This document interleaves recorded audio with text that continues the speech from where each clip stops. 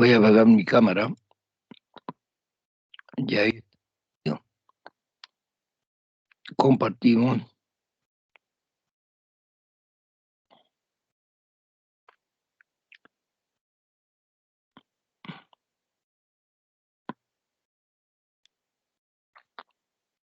Esto de acá. Ya. Estoy compartiendo ecuación de Bernoulli, ¿no es cierto? Profesor. Sí. Dígame. Disculpa que lo interrumpa un segundo. Primero, buenas tardes. Le quería pedir que antes de eso hay un ejercicio de capilares, creo que no lo hicimos, pero si podría usted subirlo al Moodle, ¿cómo se hace? Sí, sí, sí. Como para no atrasarse con eso. Ok. Bien. Veamos entonces ahora, vamos a terminar con esto de Bernoulli. Y hay una cantidad enorme de ejercicios que están resueltos, están en este documento. Y lo voy a subir de nuevo porque le puse le hice un arreglo por ahí. Entonces, es interesante que ustedes lo recojan de nuevo. Lo voy a poner en Moodle otra vez. Bueno, hoy día esperamos terminar con esto y dejar listo la parte de el comienzo de intensidad de las ondas, lo que es ondas y sonido. Esta semana tienen que quedar listos. Así que entre hoy día y mañana vamos a ver si acaso logramos terminar todo eso. Dice lo siguiente. El fluido al moverse por un conducto o cualquier otro elemento, donde varía además la altura, la presión cambia, de manera que el principio de conservación se puede expresar como lo estima en la ecuación de Bernoulli. La suma de la presión, ahí está, la suma de la presión, la energía cinética por unidad de volumen, esta que tenemos acá, y la energía potencial gravitacional, que es la que nosotros tenemos allí, esa energía potencial gravitacional, también es por unidad de volumen. Ambas, tanto la energía cinética como la energía potencial, ambas están definidas por unidad de volumen. Por eso llevan ahí metida la densidad. Es decir, esa suma con energía cinética por unidad de volumen y energía potencial en un punto, esa es constante en cualquier punto de la trayectoria donde se mueve el fluido. Eso es una constante. De manera que para dos puntos de un fluido, dos puntos cualquiera, un punto P1 y un punto P2, en el punto P1 va a haber una presión, una energía cinética por unidad de volumen, obviamente con una velocidad V/1, una energía potencial por unidad de volumen, que está expresado acá, y en el punto P2 lo mismo, con su correspondiente presión, con su correspondiente velocidad y con su correspondiente altura.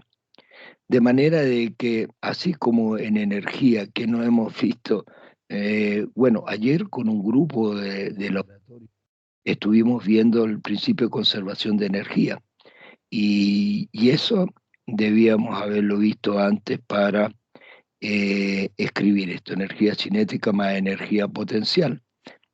Hoy en la tarde voy a trabajar con un grupo y eso para un campo conservativo es constante. Entonces, vamos a expresar que para dos puntos la conservación de energía se podría expresar de esa manera. Para un fluido que esté en reposo, o sea, que tiene velocidad cero, se tiene que este factor es cero y este factor es cero. Y si nosotros pasamos la presión restando al otro lado y este elemento lo pasamos restando al otro lado, factorizamos ρ y g y nos queda entonces que la diferencia de presión entre dos puntos del fluido en un conducto va a ser, a este P1 menos P2 le vamos a llamar delta P, va a ser igual a la densidad por la gravedad y por la diferencia de altura, la diferencia de posición, y a eso le llamamos H, la diferencia de altura que hay entre los dos puntos. Y esta expresión nosotros la conocíamos como presión manométrica. No hablábamos de diferencia de presión, simplemente de que la presión manométrica en un líquido estaba dada por la densidad, por la gravedad y por la altura, según lo que habíamos visto en esas clases donde vimos presión. Entonces, ahí tenemos la diferencia de presión entre dos puntos. Esta expresión de acá, la voy a poner en color. Inicio. Esa expresión es la expresión de la presión manométrica y que acá está escrita como una diferencia de presión. Bien, eso ya es parte de lo que habíamos visto antes. Sin embargo, acá tenemos un tubo, ¿no es cierto? Y que tenemos una velocidad en este caso y una velocidad en este otro. Y obviamente que tenemos una presión acá y una presión acá arriba en este otro extremo. De manera entonces que este punto se encuentra a una altura I2 y esta a una altura I1. Y si restamos esas dos nos va a dar H, que es la diferencia de altura. Por lo tanto, por el hecho de tener el fluido una velocidad acá, tiene una energía cinética por volumen. Y acá tiene una velocidad, por lo tanto tiene una energía cinética por unidad de volumen. Pero en este trozo, en este segmento hay una presión P1 y acá hay una presión P2. Pero además se encuentra a una altura sobre un nivel de referencia, que eso le llamamos energía potencial y lo vamos a ver los que no han visto en el laboratorio hoy en la tarde que voy a hablar sobre ese tema. Ya hablé ayer al respecto. Entonces hay una energía potencial aquí que depende de esta altura y por unidad de volumen también, y aquí hay otra energía potencial porque está a distinta altura. Entonces, todos los elementos que nosotros vamos a considerar en la ecuación de Bernoulli. Dice, se puede utilizar la ecuación de Bernoulli si se cumplen ciertas condiciones, es decir, no se puede aplicar en cualquier circunstancia. Dice, el fluido es incompresible, es decir, no puede ser que la presión altere el volumen de esta sección con la otra. Es decir, cualquier presión, el fluido va a mantener su volumen. Su densidad permanece constante, de manera de que acá vamos a tener una densidad del fluido y esta densidad se va a mantener. No va a variar el volumen porque el volumen haría variar la densidad. El fluido no tiene efectos de rozamiento. Esa es otra de las condiciones que nos piden acá y que en realidad, según lo que vamos a ver, el concepto que viene a continuación, que se llama eso influye notablemente. El fluido no tiene efecto de rozamiento, es un fluido ideal. En consecuencia, no hay pérdidas de energía mecánica por rozamiento. Bueno, esto en la realidad no es siempre es así, o sea, hay pérdida por efecto de rozamiento. Pero como estamos considerando un fluido ideal, vamos a suponer que no hay efectos de rozamiento en el fluido. El flujo es estacionario, no es turbulento. Estacionario, como vimos en las últimas clases, ¿no es cierto? Las líneas de flujo no se cortan entre ellas, sino que son todas paralelas.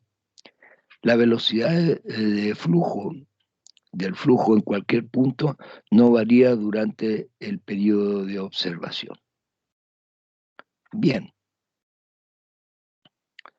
Entonces, hay un fenómeno que es muy importante considerar y que esto influye en el trabajo cuando hay un fluido. Y ese elemento se llama viscosidad.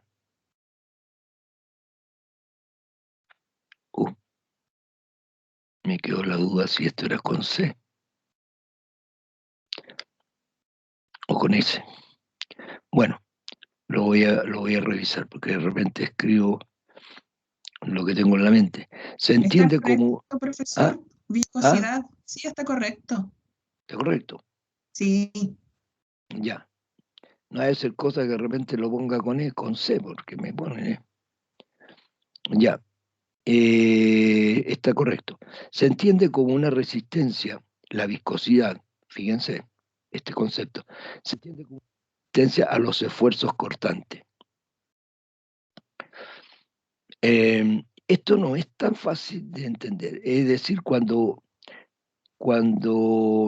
a ver, ¿cómo lo podría ver? Pongan un trozo de pan ustedes, ¿no es cierto? Y lo vamos a romper. Y ese esfuerzo que tenemos que hacer es para romper las moléculas ahí y que quede mitad y mitad para un lado y otro. Entonces esas fuerzas son unas fuerzas tangentes a la, a la, a la, a la parte que vamos a cortar. Entonces, de eso se trata, dice que es resistente a los esfuerzos cortantes. Por ejemplo, acá voy a ver una superficie de líquido, ¿no es cierto? Y debajo de él hay otra superficie de líquido, vamos a ver capas. Estos líquidos se entienden por capas. Y una capa más abajo y otra capa más abajo y así. Y estas capas, cuando una trata de moverse sobre la otra, ¿no es cierto? Existe un esfuerzo, una, eh, una fuerza que impide que éstas se muevan. Sin embargo, lo hacen. Entonces, esta viscosidad es una resistencia, es decir, es contraria a la fuerza que nosotros estamos haciendo para deslizar una capa sobre otra. Y se debe a la fricción interna entre una capa y otra de fluido. Así es que esta fuerza que hay entre ellos es importante porque la viscosidad va a ser, ¿no es cierto?, que ocurra que la velocidad del fluido no sea la misma en todos los puntos del fluido. Cuando un fluido se mueve sobre una superficie, aparece una fuerza contraria al flujo llamada fuerza viscosa. Este de acá, ¿no es cierto? Vamos a suponer que tenemos una capa y ya voy a explicar cómo funciona esto. Y que es paralela a la superficie. Nosotros vimos fuerza de roce, es decir, toda vez que un cuerpo se trata de mover sobre otro, entre las dos superficies aparece una fuerza contraria al movimiento y que a esa le llamamos fuerza de roce. En este caso, ¿no es cierto?, la fuerza le vamos a llamar fuerza de viscosidad o una fuerza viscosa. Esa fuerza es proporcional a la velocidad, como aparece acá, al área de la superficie, depende del área, ¿no es cierto?, que estemos moviendo, e inversamente proporcional a la distancia a la superficie. ¿Mm? Aquí hay algo que es bien importante, esta D que está en el denominador. Bueno, volví a escribir la fórmula acá. De la relación se deduce que mientras D es mayor, la separación de la superficie inferior, ¿no es cierto?, de acá arriba hacia abajo, la velocidad de las capas es mayor. De esta manera, lo voy a explicar al revés acá. De esta manera, la capa inmediatamente junto a la superficie tiene una velocidad cero, ¿eh? Y después sigue aumentando. Y acá hay un experimento que en realidad puede explicar mejor esta situación. Vamos a suponer que este es un recipiente, ¿no es cierto?, que está lleno con líquido hasta el borde, hasta arriba. Y a este recipiente le ponemos una tapa, ¿verdad? Está lleno arriba. Si no tuviera absolutamente nada, ni líquido ni nada, solamente aire, incluso si tuviese el vacío, sería ideal. Pero si no, no se puede, obviamente. Pero si no hubiera ninguna cosa y yo empujo esta superficie hacia la derecha con una cierta velocidad, en realidad no habría ningún problema para que esta superficie se moviera. No tendría ninguna razón, excepto roce con donde está apoyada nada más. Pero descontemos el roce, supongamos que tenemos un roce prácticamente nulo entre esta superficie y los bordes del recipiente. Si el recipiente estuviese vacío, esta tapa sería sin ningún problema.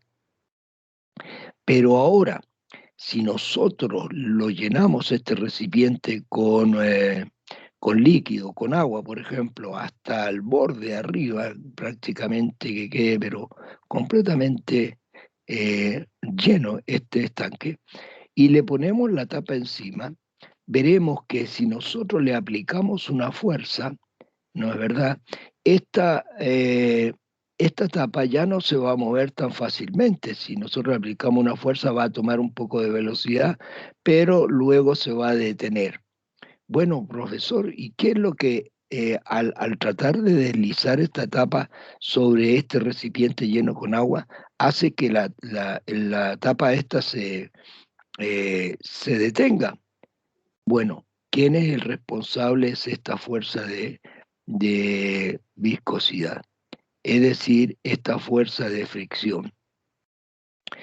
Entonces, si nosotros consideramos que hay una fuerza que está actuando sobre esta tapa, vemos que a medida que la empezamos a vencer esta fuerza, la capa que está inmediatamente pegadita a la capa de agua que está inmediatamente pegada con esta tapa, se va a mover con la velocidad que estamos moviendo la tapa, una velocidad mayor. Pero la capa inferior va a ser arrastrada por la superior, ¿no es cierto? Y se va a mover con una velocidad menor. Y a su vez las capas más inferiores van a ir moviéndose con una velocidad menor. ¿Mm? Así que esta fuerza que se transmite a la otra, hay una fuerza de fricción entre ellas, entre estas capas, de manera que esta se mueve con una velocidad menor y esta de más abajo aún menor, y hasta el punto de que la capa que está inmediatamente pegada a la superficie basal, esa capa va a tener una velocidad cero. O sea, la velocidad disminuye en este caso, con la profundidad. Lo que nos está diciendo que si el fluido se mueve, la velocidad comienza desde cero hasta ir aumentando hacia la superficie. Mientras más lejos nos encontremos. Entonces, aquí hay algo muy importante. La fuerza es inversamente proporcional a la distancia. Quiere decir que si es inversamente proporcional a mayor distancia, la fuerza va a ser menor. Es decir, a medida que nosotros vamos subiendo y aumentando la distancia respecto a esta superficie de abajo, entonces la fuerza va a ir disminuyendo y obviamente, como son inversamente proporcionales, ¿no es cierto?, la fuerza es menor. mayor distancia, menor fuerza de fricción, mayor distancia, menor fuerza de fricción y así sucesivamente. Pero la fuerza de fricción además es proporcional a la velocidad. Es decir, mientras mayor sea la velocidad que nosotros tengamos dentro de un fluido, la fuerza de viscosidad va a ser mayor. ¿Mm? Así que no es llegar y mover esto a la velocidad que uno quisiera, muy grande, porque hay una fuerza contraria al movimiento. Pero hay dos factores acá que voy a nombrar y que es el coeficiente de viscosidad y el área. ¿Cuál es el área que participa? El área de las capas, ¿no es cierto? Esta área A. No el área de este tablón o esta tapa que hemos puesto, sino el área de contacto que influye y que tengo con línea segmentada acá, indicando que es la misma área que hay acá abajo. De manera de que si el área es mayor, mayor va a ser la fuerza de viscosidad. Por lo tanto, la fuerza de viscosidad es proporcional al área. Es proporcional a la velocidad y también es proporcional a este coeficiente. Este coeficiente es tremendamente importante porque si esto está lleno con agua y si este experimento lo hiciéramos con aceite, ¿no es cierto?, que tiene otra viscosidad, y las fuerzas, a medida que aumenta la viscosidad, obviamente la fuerza de viscosidad o la fuerza de fricción va a ser mucho mayor. Entonces aquí influye este coeficiente. ¿Y qué es ese coeficiente? Tiene que ver con la naturaleza del medio donde se está propagando. Entonces, veamos algunos coeficientes de viscosidad. y yo tengo acá, el coeficiente de viscosidad del agua es 1 por 10 elevado a la menos 3. No importa la unidad, ya lo vamos a ver eso. El agua 20, el agua a 100 grados Celsius. La sangre que tiene su coeficiente de viscosidad, que esto ya lo vamos a utilizar en el ejercicio, es de 4 por 10 elevado a la menos 3, y como esto está en una unidad que vamos a ver ahí, Poissy, esta unidad que voy a hablar un poquito más adelante. Y la glicerina tiene un coeficiente, el aceite de motor tiene su coeficiente de viscosidad del aire, etc.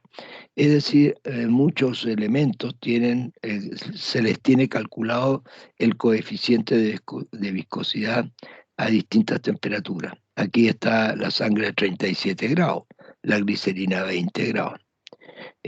Los coeficientes están dados para ciertas temperaturas, porque a otras temperaturas los coeficientes varían. Entonces,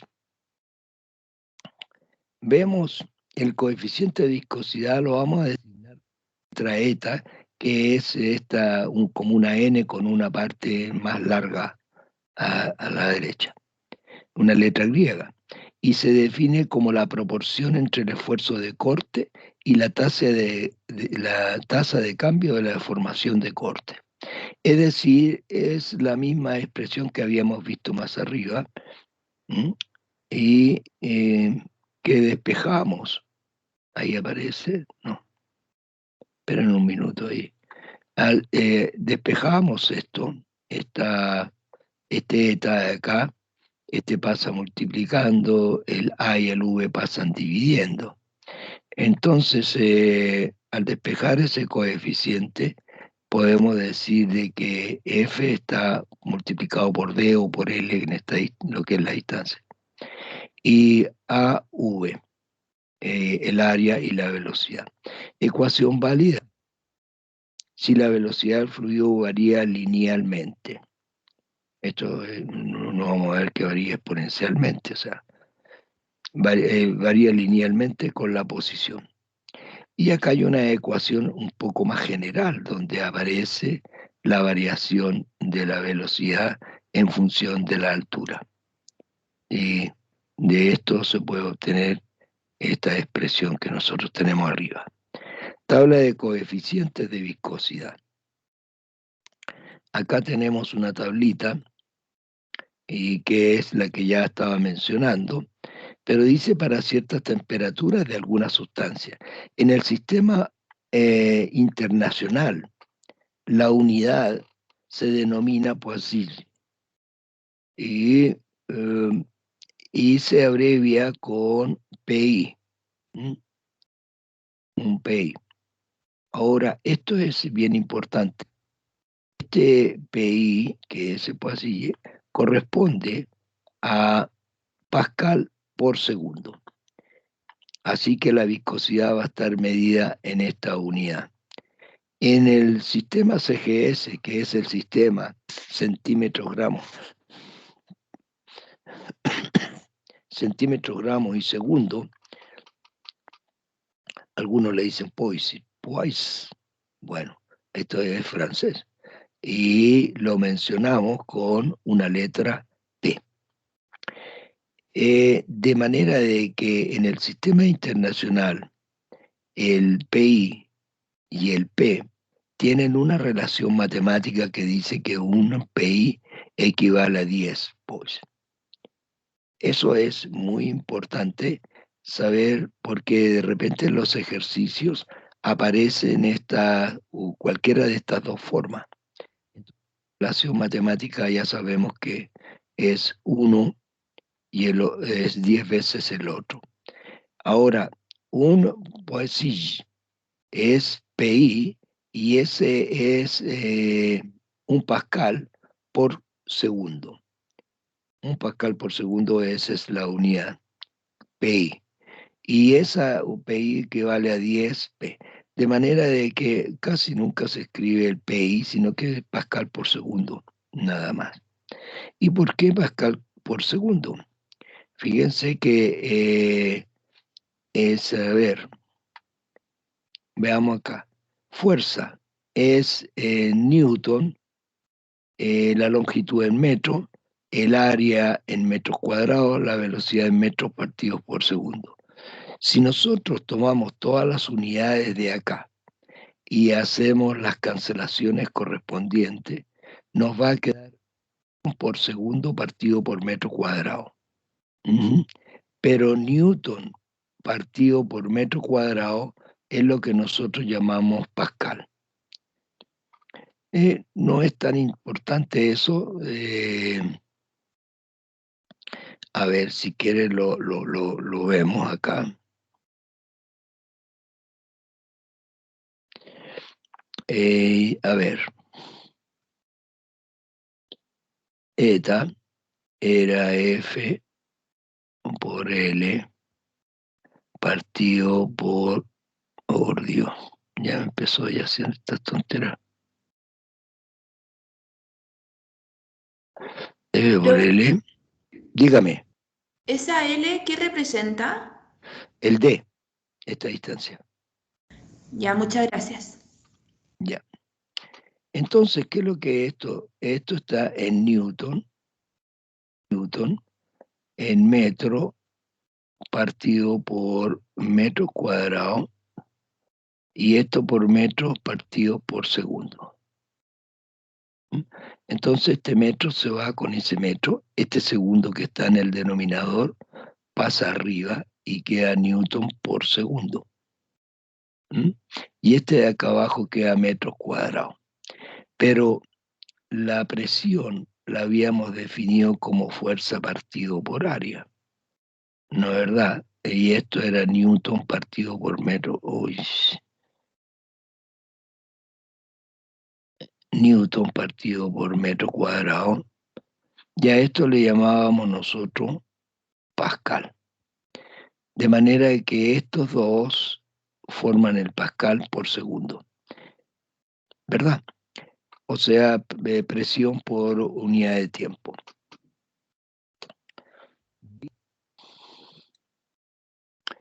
Así entonces, esto no hay que ver ahí, un momentico. retomamos el tema y tenemos entonces estas unidades que son Pascal por segundo y el POIS, o POAS, este de acá. ¿Mm? Bien, de manera entonces que tenemos ahí, dice para una tubería, ahí tenemos la entrada, ¿no es cierto? Tiene un área, hay una presión, aquí tiene otra área y tiene otra presión, una velocidad distinta a la de esta otra, porque no solamente varía el área, ¿verdad? Y va a variar la presión. Sin embargo, hay un fenómeno interesante acá en esto, y que va a estar con uno de los ejercicios que vamos a hacer, dice, para una tubería, la velocidad varía desde el centro de la tubería disminuyendo hacia las paredes, en cuyo lugar es cero. O sea, del centro de la tubería hacia las paredes laterales, la velocidad disminuye hasta en los bordes ser cero. De manera que la velocidad media se escribe como un medio de Vm. Considerando la velocidad media en el centro de ella, la diferencia de presión delta P, la diferencia de presión entre dos puntos, va a ser 4 veces eta por la longitud, por la rapidez media y partido por el radio al cuadrado. Bueno, esta expresión yo la estoy colocando debajo de la manga y ahí está. De manera de que aquí va el L que vamos a tener acá, es esta longitud que tiene esta cañería. Donde P1 y P2 son las presiones en los extremos, tal como está mostrado ahí. L, la longitud, obviamente la longitud de esto, de entre A1 y A2. Vm, la rapidez media en el centro. Esta rapidez media es en el centro de la tubería. Y el radio de ella. Veamos, para informarnos de cómo funciona esto, dice cuál es la caída de presión en la sangre cuando pasa por un capilar de 1 milímetro de longitud. Milímetro de longitud. Voy a subrayar esto. 1 milímetro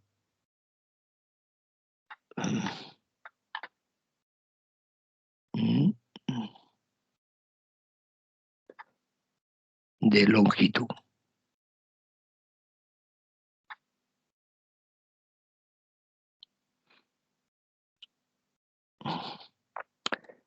Dos micrómetros de radio. Este lo voy a poner con verde. Si la velocidad en la sangre en el centro del capilar es de esta cantidad. Bueno, eso lo vamos a poner con color azul celeste. Bueno, ahí están los datos. Y obviamente que nosotros podemos obtener este resultado utilizando estos parámetros.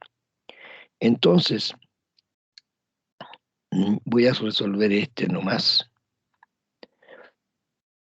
Esta fórmula la vamos a anotar. 4 eta L Vm partido por R cuadrado. 4 eta L. Y esta cosa tenemos que hacerla acá. Entonces tenemos que la diferencia de presión entre esos dos puntos es 4 eta L por la rapidez media, partido por ¿cuánto era? Por R elevado al cuadrado. Ahí está. Bien. Recordemos estos datos. la caída de presión de la sangre cuando pasa por un capilar de 1 milímetro de longitud. Entonces, regresamos acá. La longitud es de 1 milímetro, que escrito en metro, esta m vale 10 elevado a la menos 3. Así que 1 por 10 elevado a la menos 3 es 10 elevado a la menos 3 metro. Bien, está increíble. Y retomamos el problema y nos encontramos que la longitud sí la sabemos. El radio es 2 micrómetros, de manera entonces que regresamos acá y este radio R que está allí es 2 micro. Este es una U ahí, micrómetro. Pero este micro es 10 elevado a la menos 6.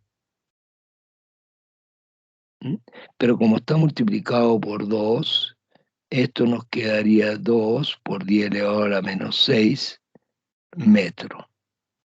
Así que ambos tienen unidad de longitud.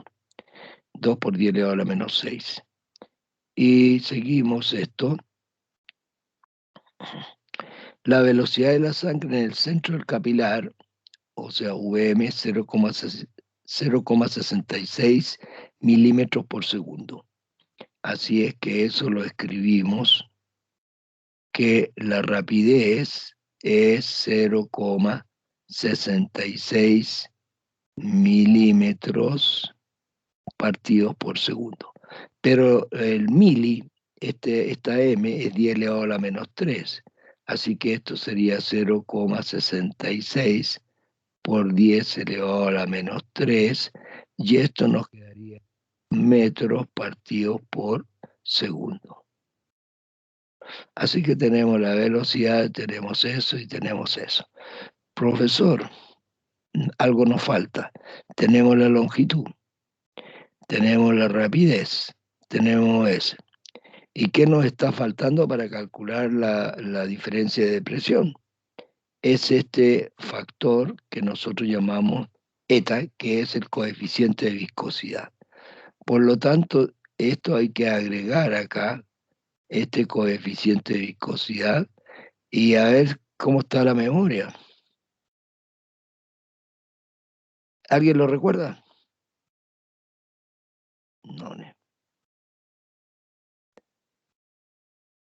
No lo recuerdan. Le dije, niño.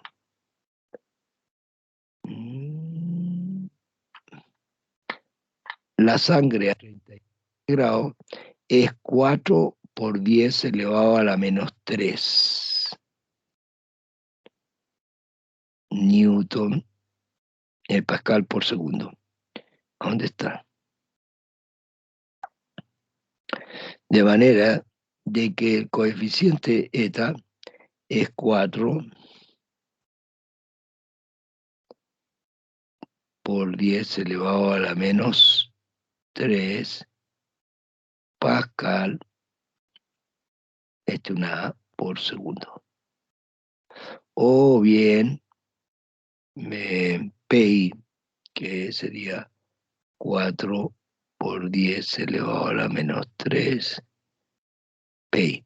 Por si acaso leen otro libro y esto aparece en otro texto. Hay que acostumbrarse a eso.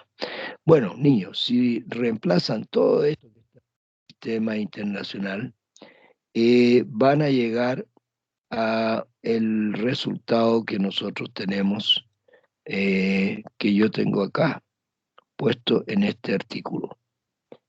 Es decir, van a llegar a 0,26, da 26.040, 2.640 parece que. Y este es por 10 elevado a 4 pascales. La unidad que va a quedar obviamente en presión es el pascal. Bueno, dice pues, bueno, ahí ya tenemos, es cosa de hacer los cálculos correspondientes nomás con esa relación.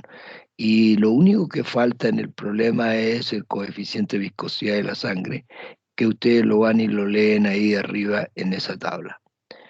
En un adulto normal, en reposo, el adulto en reposo, la velocidad media es de 0,33 metros por segundo. ¿Cuál es el flujo a través de la aorta si el radio es de 9 milímetros?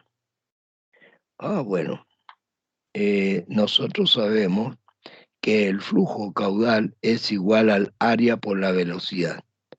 Por lo tanto, el área, la velocidad es 0,33 metros por segundo. Esto ya lo tenemos.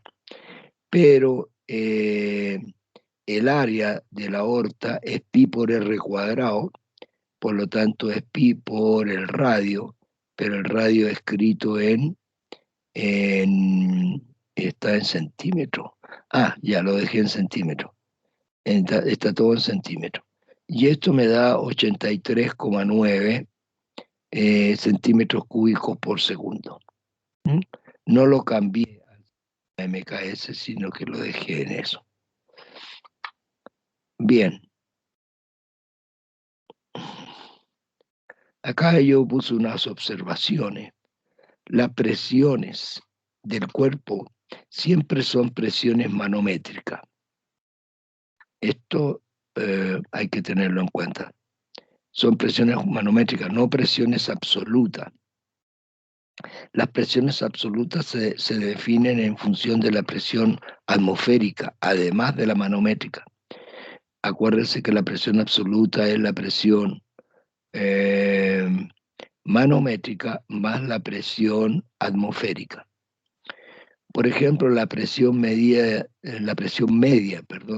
de la sangre en el hombre, al ser bombeada por el corazón en la aorta, es de unas 2 libras por pulgada cuadrada. Estas son, obviamente, que son libras. Pero una libra fuerza tiene la misma magnitud que una libra masa. Así es que tiene 2 libras por pulgada cuadrada.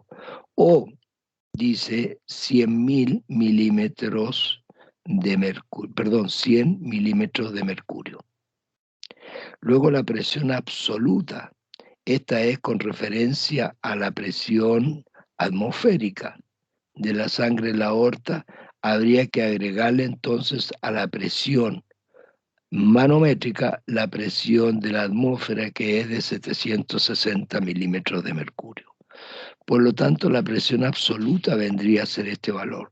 Pero lo que normalmente ocurre es que no consideremos la presión de la atmósfera, la presión atmosférica, sino que solamente la presión manométrica. Bien, la presión manométrica real varía considerablemente en cada ciclo cardíaco. No vamos a tener la misma presión. La presión máxima sistólica, que es de unos 120 milímetros de mercurio. Aquí está la presión no en atmósfera, ni en pascal, ni en nada, sino en milímetros de mercurio. Tiene lugar cuando el corazón se contrae, ¿verdad? Y la presión mínima o diastólica, que es de unos 80 milímetros de mercurio. Estamos hablando de presiones manométricas, nada que ver la atmósfera acá. Ocurre cuando el corazón se relaja. Generalmente se puede considerar la presión media entre la sistólica y la diastólica, o del orden de los 100 milímetros de mercurio. Ya, y ahí tenemos, por ejemplo, que ustedes pueden leer y pueden, está desarrollado acá. Así es que sería bueno que ustedes lo leyeran y se fueran metiendo más en este asunto. Hay otros 2 ejemplos y hay una cantidad de ejercicios. Y acá tengo ejercicios resueltos que he propuesto para que ustedes los lean y se enteren de alguna manera cómo funciona esto. Ya de aquí para adelante son puros ejercicios resueltos. sobre aplicación de Bernoulli. Yo voy a ir después, ¿cómo se llama? Cuando ya hayamos tenido la materia lista para la prueba, porque tenemos que tener intensidad de sonido. Voy a retomar algunos de estos temas. Ejercicio, pero ahí están resueltos, si es cosa de leerlo.